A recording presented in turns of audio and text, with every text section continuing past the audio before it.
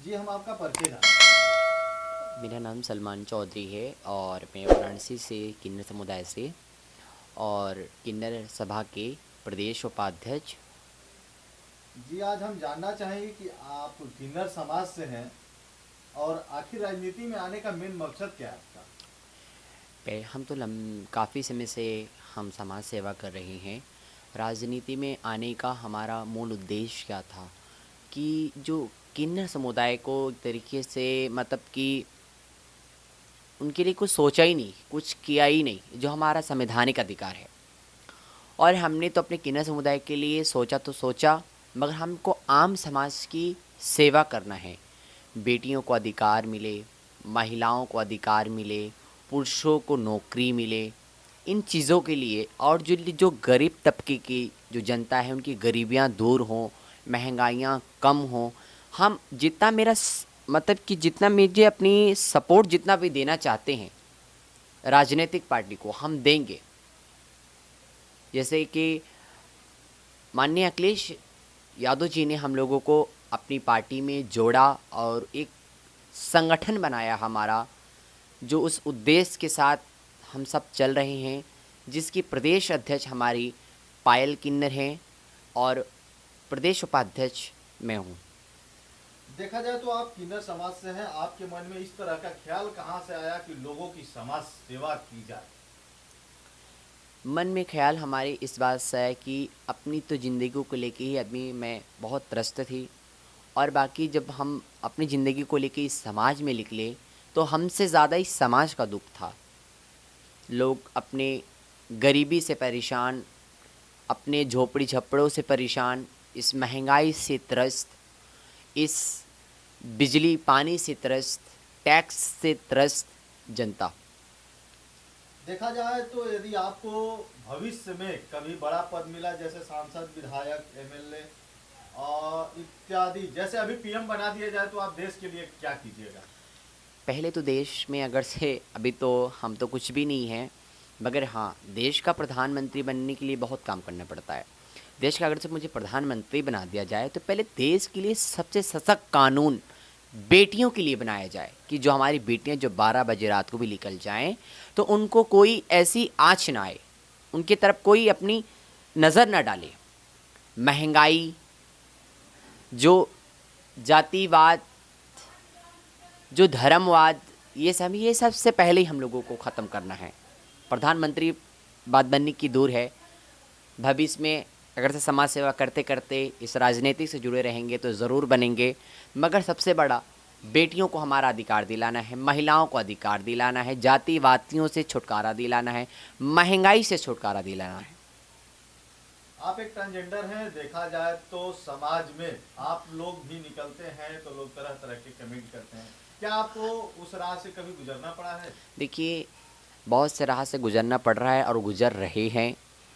बहुत सी रास्तों पे ऐसा ऐसा कांटा बिछा दिया जाता है हम लोगों की कि जो हम लोग आगे ना बढ़ पाए, तब भी इस कांटों को देखते हुए हम अपनी राह को, अपने रास्ते को चेंज नहीं करते। हम उसी राह पे चल रहे हैं और चलते रहेंगे। देखा जाए तो श्री नरेंद्र दास दामोदर मोदी जी वाराणसी से सांसद हैं और देश के प्रधानमंत्री हैं। अभी वाराणसी में विकास की क्या स्थिति है?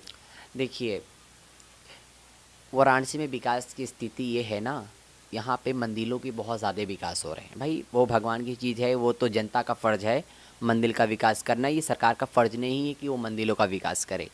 जनता ने ही प्रधानमंत्री को चुना है, श्री नरेंद्र मोदी को चुना है, तो वो जनता का विकास करे, वो मंदिरों का विकास ना करे। मंदिरों का विकास करने के लिए जनता है। एक बात बताइए, देखा जाए तो श्री योगी आदित्यनाथ ने कहा था, और इस समय उत्तर प्रदेश के मुख्यमंत्री भी हैं, हम्म। उन्होंने कहा था कि हम उत्तर प्रदेश की सारी सड़कों को गड्ढा मुक्त कर देंगे। आपको क्या लगता है? वो गड्ढा मुक्त करने की दूर बात है, वो तो पहले जो गौशालों में जो गाय जो जिस तरीके से गौ माता हमारी बीमारियों से पीड़ित हो रही हैं, भूखी मर रही हैं, प्यासी मर रही हैं, गौशाला गंदा है। पहले तो उसकी वो तो मुक्त कर दे, गौशाले की जो समस्या मुक्त कर दे, तब वो गड्ढे की मुक्त करेंगे। इतने गड्ढे हैं उत्तर प्रदेश में कि हम आपको क्या बताएं।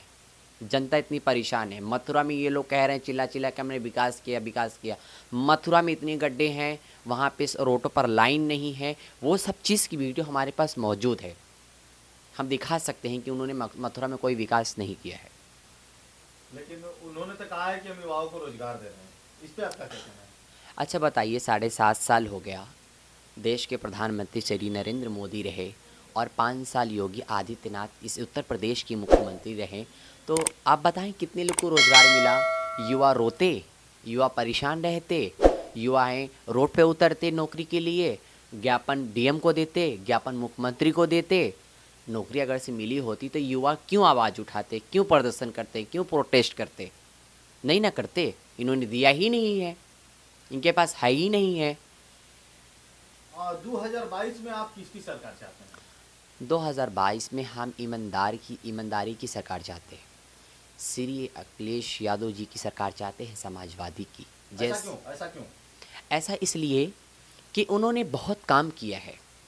उन्होंने उत्तर प्रदेश में आगरा एक्सप्रेस बनाया, उन्होंने बहुत मेट्रो चलाई। 5 साल में उन्होंने बहुत काम किया था। मेट्रो चलाई, रोडें बनाई, अधिकारियों के लिए डीजीपी हेडक्वार्टर बनाया नखलों के अंदर। महिलाओं के लिए उन्होंने काम किया। 100 नंबर उन्होंने जो गाड़ी जो चल रही है 108 एम्बुलेंस चलाई। तो काम तो उसने ही किया है भाई। जिसने काम किया हम उसी को बताएंगे ना, जिसने काम नहीं किया हम उसको क्यों बताएंगे? देखा जाए तो प्रधानमंत्री जी का कहना है कि हम जगह जगह पर विकास कर रहे हैं, हॉस्पिटल खोल रहे हैं, मेडिकल कॉलेज खोल रहे हैं, इस पे आपका क्या कहना है? ऐसा है ना, वो अभी इस समय तो हॉस्पिटल की स्थिति अगर से वो हॉस्पिटल खोलते, मेडिकल का विकास करते और हॉस्पिटल खुलवाए होते, तो कोविड में जो इतने लोग जिनकी जानें चली गई ऑक्सीजन के वजह से, बेड की वजह से, तो क्या वो हॉस्पिटल रहते तो क्या हमारी जनता की जान जा सकती थी? नहीं जा सकती थी।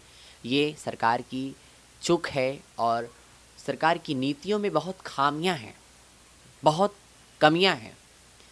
ये ज़ुबान पे जो जुमले आते हैं बोल देते हैं, मगर वो करते नहीं हैं। मगर अब की जनता को 2 साल हो गया जो कोविड को आई। इस कोविड में सारी जनता को पता चल गया कितने हॉस्पिटल बने हैं, कितने मेडिकल सेवाएं आई हैं, कितने स्वास्थ्य सेवाएं आई हैं। कुछ भी नहीं आए, सब जनता को पता लग चुका है। एक क्वेश्चन बताइए, स्कूलों के लिए कोविड है और बड़ी बड़ी रैलियां कराने के लिए कोविड नहीं है, इस पे आपका क्या कहना है? ऐसा है ना कि जब बंगाल में भी जब भी विधानसभा का चुनाव हुआ था तो इनके लिए कोविड बिल्कुल ख़त्म हो गया था, बिल्कुल ख़त्म हो गया था। वो इन्होंने खूब बड़ी बड़ी रैलियाँ की। यहाँ जहाँ पे ये रैलियाँ करते हैं वहाँ पे कोविड नहीं होता है। जहाँ पे अदर पार्टियाँ अगर से अपनी रैली करती, सभा करती, तो वहाँ इनके लिए तुरंत कोविड का समस्याएं शुरू हो जाती है, तुरंत शुरू हो जाता है।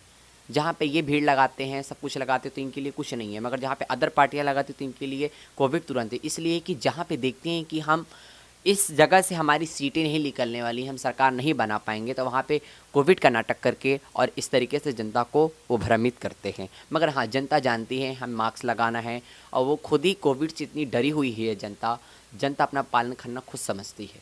एक बात बताइए, अभी देखा जाए तो कभी पूर्व में मुख्यमंत्री जी आ रहे हैं, तो कभी नरेंद्र दास दामोदर मोदी जी आ रहे हैं। आने से वाराणसी को क्या क्या परेशानियां होती है? अरे भाई, वो हर 3 दिन पे आ जाते हैं, वो हर 3 दिन पे बड़ी तेज़ी से वो बनारस आते हैं। हर हर महीने, हर हफ्ते वो बनारस ही दिख रहे हैं आने आजकल। से फायदा क्या होता है जनता को? देखिए, आने से जनता को फ़ायदा कुछ भी नहीं हो पा रहा है, ठीक है। वही स्थितियां हैं, महंगाइयाँ वही हैं, गड्ढे वही हैं और बहन बेटियों के साथ वही अत्याचार हो रहा है। खाली बस ये आते हैं, मंदिर का वो कॉरिडोर देखते हैं कि बस वो मंदिर के लिए इतना जो अगर से उन्होंने 5 साल में अगर से वाराणसी का चक्कर काटा होगा तो सिर्फ मंदिर के लिए काटा होगा और किसी चीज़ के लिए नहीं। एक बात बताइए, अभी आप वाराणसी से हैं सलमान जी, एक बात बताइए, पूर्व में अभी आपको पता होगा कि हॉस्पिटल के ऊपर से फूल भी बरसाए गए थे हेलीकॉप्टर से। आपको इसे देखिए कि फूल बरसाने से, हेलीकॉप्टर पे इतने पैसे खर्च करने से कुछ होने वाला नहीं है। हॉस्पिटल पर फूल बरसाने से ये जो सरकार, ये सत्ता है ना, सिर्फ अपनी अच्छाइयों को पेश करती है, ये कहीं अपनी बुराइयों को पेश नहीं कर रही। फूल बरसाने से क्या हो जाएगा? उसी फूल के गरीबों के तक पहुंच जाए, उनकी गरीबियां दूर हो जाएं, जो स्वास्थ्य सेवाएं तक वो फूल के पैसे पहुंच जाएं, वो हेलीकॉप्टर के पैसे पहुंच जाए स्वास्थ्य सेवा तक, तो उससे अच्छी बात क्या हो सकती है? एक क्वेश्चन एक छोटा सा क्वेश्चन होगा। अभी देखा जाए तो 100 से 112 नंबर किया गया है, जगह जगह का नाम बदला जा रहा है, इस पे आपका क्या कहना है? देखिए, अभी तो बहुत पुराने पुराने लोग हमारे यहाँ हैं, मगर ये जो सरकार जिस तरीके से सब चीज़ का नाम चेंज कर रही है, तो ये गलत है। हम सदियों से इलाहाबाद जानते थे, उसको प्रयाग कर दिया। अगर से कहीं से अल्लाहपुर है तो उसको लल्लापुर कर दिया, मतलब कि कुछ और रामपुर कर दिया, तो ये सब कर दिया। तो ये चीज़ करने से, कभी नाम बदलने से देश का और उत्तर प्रदेश का विकास नहीं होगा। कि आप मुस्लिम समाज से हैं और दूसरे में किन्नर समाज से भी हैं, और देखा जाए तो उत्तर प्रदेश या मान लीजिए अपने देश में ही हिंदू धर्म, मुस्लिम धर्म, तरह तरह के धर्म करके और यहाँ की राजनीति की जाती है। इस पे देखिए आपका क्या कहना है? देखिए, धर्म को तो दूर छोड़िए, हम तो पहले इंसान हैं, भारत के नागरिक थे। हाँ, और रही किन्नर समुदाय की बात, किन्नर समुदाय राम राज्य से है।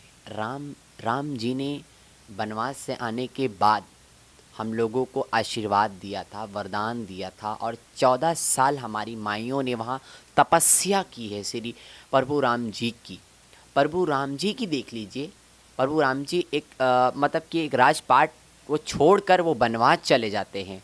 अयोध्या के घर में कलेश और लड़ाई वजह के होने की वजह से वो श्री प्रभु राम जी वनवास चले जाते हैं, जंगल में रहते हैं और बहुत बहुत जगह जगह रहते हैं, उनका खाना खाते हैं, उनको वरदान देते हैं।